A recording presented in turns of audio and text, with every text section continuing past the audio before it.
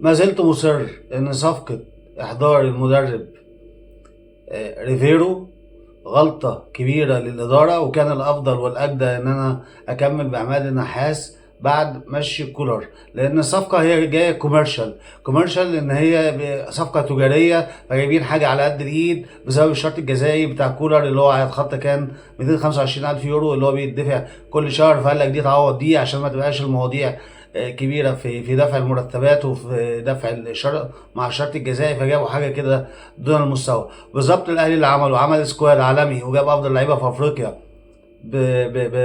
بقيمه تسويقيه تتخطى ال 45 مليون يورو. عمل بالظبط زي ما واحد جاب عربيه فيراري وراح مركبها، جاب لها سواق ميكروباص، اللي خلى جماهير اورلاندو كانت بتقول على الراجل دوت السباك.